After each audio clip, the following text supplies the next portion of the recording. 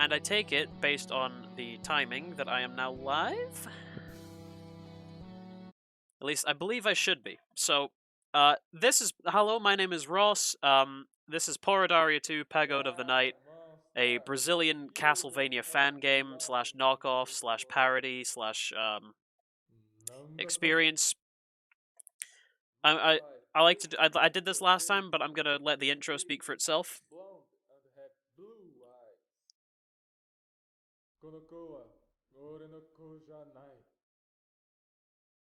But the only blonde man with blue eyes in this country is you. I do want to point out that Richard is not a character in this game.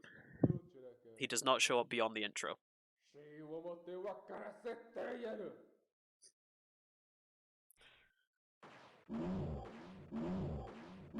don't know what these sound effects are either. There we go. Alright, there's that intro again. Oh boy, this game is an experience. So last time I ran any percent, this is the 100% category. Yeah, you can't hear the game. That's because it's very quiet, and then it gets very loud at certain points. I will warn you when those loud points come up, but, yeah. So this is the 100% category. It involves collecting all the collectibles in the game, and I think there's no better way to explain it than just to start playing it. So, if we are ready on time, let's get... Sorry, so are we ready on time, actually? I can't hear I believe we are. Okay, cool. Right, awesome. Alright, let's start in 3, 2, 1, go. So, immediately, this is the fastest movement in the game. We are given it, this is the backdash, so essentially we just face backwards and then backdash through everything. It has more invincibility frames than it has animation frames, if you can really call sliding the model back an animation, but hey-ho. So this is the main traversal method across flat ground that we will be using for the entirety of the run, because it is fully invincible, and we use it. We abuse it on certain platforming sections to circumvent them almost entirely. So, like I said, this is a Castlevania sort of knockoff game. We are playing as the ninja, the other character is the swordsman. The swordsman is incredibly slow because they do not have this backdash. So, what that means is... Oh yeah, I should also explain. We have magic now. I've collected the fire scroll, and this is the first boss of the game. Now, it's the end of the boss fight that gets really loud, so please, you know, cover your ears for just a second here. Ow. Alright, each boss that we defeat gives us a health point up, which is going to be... there are a total of 10 of these in the game, including the ones from the bosses. So this is the Holy Scroll. It allows us to heal ourselves. It's more of a backup thing, but since this is 100%, we do need to collect it as well. Actually, I'm just going to do this for later on. I'm going to open that door, because that's going to be important later for making it faster. Let's backdash through all these enemies. This is the Steam release of the game. This game is no longer available on Steam, and as a result of that, I'm able to down patch the game. This is like one of the earliest released patches of the game, which means that it's not exactly the most stable. However, it is the fastest version to run it on. So, a benefit of actually, you know, killing everything, actually not killing everything, is that apparently some enemies just cause the game to crash when you beat them. So we don't deal with them. You can tell that this game is a coding marvel. You've noticed one deviation from the any percent run where I collected that little mana up. There are a number of those throughout the game. My total mana by the end of the run will be 100. This is the stone spell. It destroys stone bricks. Magic cost now reduced by half, which is going to be very useful. We do collect that in the any percent run as well. And we're coming up to our second boss fight, so I'm going to pass it over to the host if they have anything they wish to say.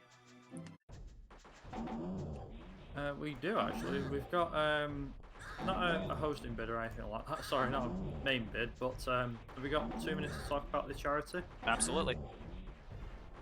So just so people are aware, we are raising money for Crisis. As you may know, over the last year or so, due to the COVID pandemic and everything like that, we've obviously made sure that we're raising money for a charity during our events, and that Crisis is a charity that supports people out of homelessness for the good. They achieve this through education, training, and support with housing, employment, and health. 100% of your donations will be supporting Crisis this weekend. And on the subject of being grateful and everything like that, being thankful, we'd also like to thank ESA for supporting our marathon, besides providing us with their channel, for streaming, for sharing gear, technical assistance, and sponsors. And be sure to check out ESA's next event, Break the Record Live Minecraft, which is happening next weekend, and also Break the Record Live Super Mario Sunshine from the 28th to the 30th of May. Thank you very much. Alright, awesome. So we have made it to the third boss fight. This is a rehash of the first boss fight, however with a few extra attack patterns. The dialogue in this game, which the reason that I downpatch it is so that I can skip the dialogue faster, actually pokes fun at this. This is the Steam release of the game, so it had an English translation added, because this game, of course, is normally in Portuguese. However, I have access to one of the only few English versions of the game. And I don't know exactly, I don't speak Portuguese, so I don't know exactly how accurate the English translation is to the original Portuguese, but the English translation just sort of makes fun of everything about the way that this game is built. And I think that's really funny, because I think this entire game was made by one person. And I do think that also somehow includes the female vocalizations, which I don't understand how that happened, because it does not sound like the same voice at all. Oh, there we go, right. That's something that hasn't happened in a long while. Yeah, that's no good. Where was my last continue point? Oh, crap. Okay. Right. That's no good. How much time has passed? Currently, we're at about the 5-minute mark. Damn it. Okay. So that was very bad, what happened there. I got stuck in between two bits of geometry, and it killed me. And I hadn't saved, because that's not part of my muscle memory for this game. So, embarrassingly, I do kind of have to start again. I don't know if there's anything that... Because 5 minutes is a lot of time lost in a 15-minute estimate game where I'm, you know... The world record is 13 minutes set by myself. So, Oh, no. Alright, this is already going very poorly a second time around. So, I don't know if there's... Might want to get someone in here who knows the schedule. How much time is there after this run before the next one? Give me 1 second, I'll get back to you. Oh, no. I'm so sorry, everyone. That is an incredibly stupid, rare thing to happen, actually. But it is just how the game is designed. I should have gone out my way to get save points, and I didn't. I think in the interest of saving time, I might just turn this into an any % run for the second time through. If you can ask someone for me, Viper, and see if they want me to try again, because that was a lot of time lost due to a glitch that was out of my control. Just looking at the schedule and the amount of time we've got, if you're able to finish a run this time around, I mean, it might take another 10 or 15 minutes, but we're still ahead of schedule, so you should be okay are we? For now. Alright, excellent. Then I will continue. So, very sorry, everyone, but you're going to have to stick with me for an extra 5 minutes. I will make sure to get saves this time. So, I'm going to go hilariously overestimate in a game that, well, if you couldn't tell that this game was inconsistent before, you do now. Oh man, I hate that. That hasn't happened to me ever in a run that's been live. I've managed to avoid that every single time when I was really confident about it this time. But alas, some things aren't meant to be. So, to give a technical explanation as to what happened, to sort of take the burden off myself, that wasn't entirely my fault. Yes, I did go for saves, and yes, I went for a very tight trick. However, what happened is, this game doesn't exactly handle inputs very well, which is quite funny. Um, considering you'd think that that's like the most important thing that a game has to get. So every time you press two buttons at the same time, there is a very slight delay, wherein sometimes nothing happens. And that happened while I was trying to dash backwards through a very small corridor section. So it dropped the inputs, and I got stuck, and I got squashed, which instantly kills you and instantly die. And dying in this game forces you to the main menu, and if you haven't placed a save point, I placed a save point, but it was during my practice run. It was at the end of the run, so yeah. This is the thing about running games like this, is eventually you get so comfortable with them, and nothing's going wrong in any of your practice runs. You think today's a good day, and then something does go wrong, like that. However, that being said, I'm basically almost up to the point where I was at, and this time I'm gonna get the save point. Very sorry, it's a bit rude of a save point. I can't exactly do much about that though. Actually, no, there is something I could do about it. I could have bought the DLC for this game that removes the censor bar. However, I don't think that would go with Twitch terms of service. Because this game did have paid DLC, if you didn't know that. It had an entire third character with its own campaign. You could buy the soundtrack, which is worthless because it's already all on your PC in MP3 file format. You just need to know where to look. So buying the soundtrack gave you access to a folder that you already have on your PC. It's like on-disc DLC, but worse. Let me just check. Yep, that's everything I should have at this point. Okay, right. Actually, you know what? I'm gonna do? I'm gonna go and save again, just to be extra doubly safe. I'm very sorry, everyone, but sometimes in order to go fast, you have to go slow. Alright. And then watch as nothing goes wrong this time. Watch as absolutely everything goes to plan. And, yeah, everything goes to plan. Alright. Missed the jump, so I have to take the elevator a bit. Alright, this is the room that killed us last time. Okay, take it slow. There we go. Alright. And then that spike, as we fell, hit us, so take another save. Saving fully restores your health. Not your mana, just your health. Alright, and now we have the, I don't remember what this one's called. I just called these the moon boots, because it lets you jump directly upwards as many times as you like. So another deviation from the standard route is that we pick up these shuriken items. These are part of the required for the 100%.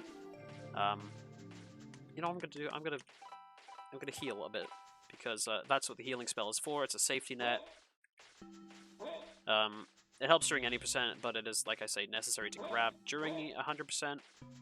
So now we grab the Frodo's Ring, which makes all the orbs we pick up worth double the amount of mana. We pick up 2 more mana increases to get up to 65.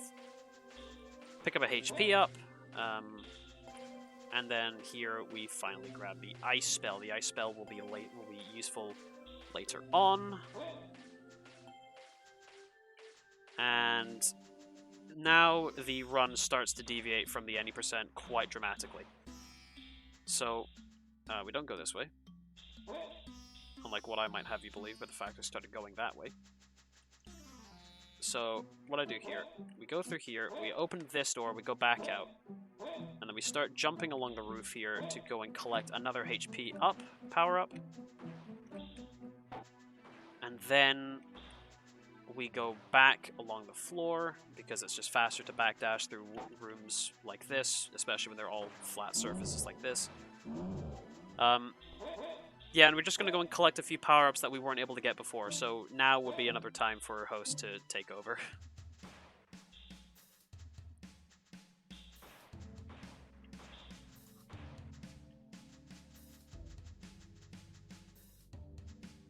If the host has anything?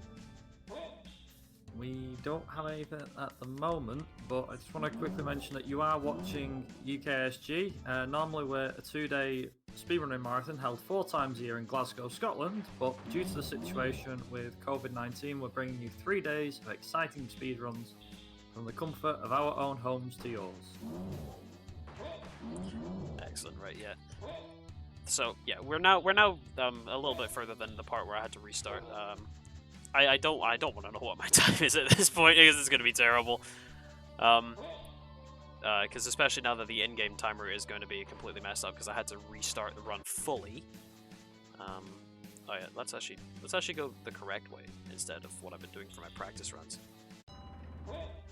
So we now are making our way to the Siren boss fight. She is the second worst fight in the game because she takes so long. Oh yeah, here's us just backdashing through spikes because, like I say, more invincibility frames than animation frames. It's just really funny the way that like this game was balanced, or rather not balanced. And there we go. That is the last mana up power up. So we should have 7 out of 10. So we need to collect 3 more health ups and 1 more item. Oh, and another key as well. Forgot. But that key comes after this boss fight, and we are just about to. So let's switch to wind. And this boss fight takes a while because I can't just spam attacks. I have to wait for her to attack. The way that this fight works is that if you face away from her, she will teleport in from that side. And then I just turn around and hit her with the wind spell. Bosses in this game tend to have weaknesses. There are really only 2 boss fights that we actually abuse the weaknesses of, which is this one and the swordsman, which is why we picked up the ice spell. Or, well, we picked up the ice spell because it's 100%, but it's useful for that fight. This fight does just take a while because you can only get single hits on her even with her weakness, so this takes a while. There was a different cheese strat for a while, but in 100%, since we have so much mana, we can actually just do this the whole time, and it is slightly faster. Alright, so we grab the health up. That leaves 2 more health potions left, or 2 more health increases to get. That is the final key. I will now collect as much mana as I can. Sort of fall down this way. Yes, okay. I have to sort of stop and remember what I'm doing next. So this next fight was not seen at the last time I ran this game. Because I didn't even know that this fight was in the game back then. But this is the hidden boss fight against, I don't remember his name. I do not remember its name. It's a weird robot name. I'm going to need more mana than that. You'll kind of notice that like the way that like the backdashing looks changes from room to room, and that does entirely depend on the lag. CK Proto. So we switch to wind, and this guy takes the most hits and has the most attacks and is the most random, and I hate it, but it's actually like the best designed fight in the game, so I do have to give credit for it. Like, this does feel like something you'd see in a Mega Man game. So, oh well. I don't know why, just like, this like, if I had to think of any other boss fight that this reminds me of the most, it reminds me of the Sigma fight from Mega Man X. Probably because like the 2 little detached hands and how they actually do things. That was very fast. So the reason that I use wind on that boss is because the wind hits him twice and is very cost effective at only 3 mana. We grab the stone. So that's the Dark Scroll, and that is the last health up. So now we only have 1 more item to collect in the game. And wouldn't you know it, it's just here. We grab the stone spell. We grab the... yeah. And it's the scarf, and it protects us from the cold. Oh, I forgot to open the door in that new run, so I have to go back the old way. Ugh.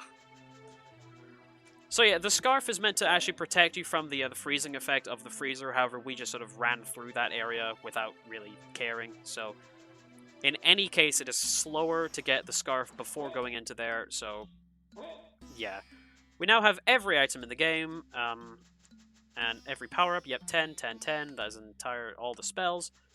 All right, we are good to go and beat the final few bosses. But first I do need to grab a bit more mana, so in the meantime, Viper, if there's anything you'd like to say quick?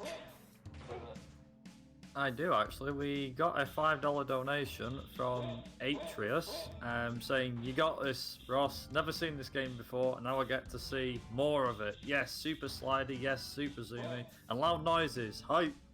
And that $5 also went towards the Mirror's Edge category war, inbound versus 100%, and that went to the 100% category. So thank you very much for that donation, and keep them coming in. Thank you very much. Nice. Alright, so this is the swordsman fight. This is why we use the ice spell. So the ice spell is basically just a shield that deals damage around you, and we combine that with our backdashing and invincibility to just bully this kid. Like, this is not fair. Like, this would not stand in any other game. However, it happens here, so we take it. One more? There we go. Now we switch to the dark spell. Now, if you remember last time I ran this game, the Snack Lord fight took the longest time, because he has so much health and so many different attacks. But with the dark spell, we just sort of get this spinning shurikens, invincibility, and so long as he's standing close enough to us, he takes damage fairly quickly. So I just need to make sure that he sort of stays right next to me. He teleports all over the place, obviously, which is a bit of a hassle. Like in the world record run for this game, he teleported into me. Like, he didn't move when he teleported, essentially, which was really kind of him. And he should, yep, turns into the potato bag again. The noises are obnoxious. That's just how this game is. I might have to finish him off the shurikens. Oh no, we're good. Alright, I can switch to stone. And now the self-destruct sequence. This is the same every time. It's faster for us to go down this way here. If the game would like to register my inputs, that would be much appreciated. Alright, final room of the game. Time is coming up very shortly. So sorry it took an extra 5 minutes, but time! As we fly away in the spaceship, E.T. comes back, and then the castle explodes. Oh boy! That was, it was an experience. I'm very sorry that I had, yep, so there we go, rank S, 14 minutes, so that second run was underestimate. So if we started the timer that second run, I would have been underestimate. But based on that, I'm going to assume that my time was around about 19, 20 minutes. Yep, you weren't far off. 20 minutes, 29 seconds. Alright. Well, sadly, no world record. But yeah, that was Porradaria 2, Pagode of the Night. You got to see all of the game and more because of, yeah, dying in this game is torture, and I don't know why I do this to myself. Stockholm Syndrome, most likely.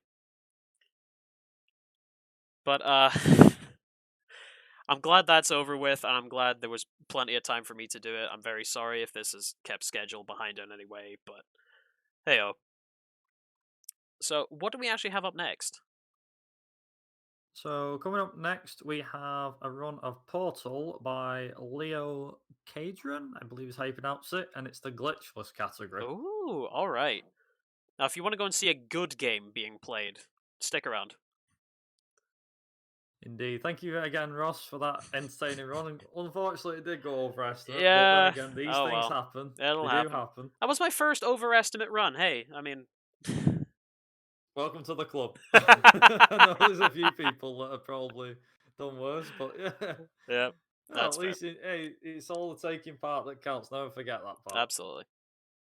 And on that note, folks, we're going to go to a quick intermission. And when we come back, like we said, we'll have Portal, the glitchless category by Leo Cadron, I believe it is. So, yeah, stick around. We'll see you very shortly. See you then.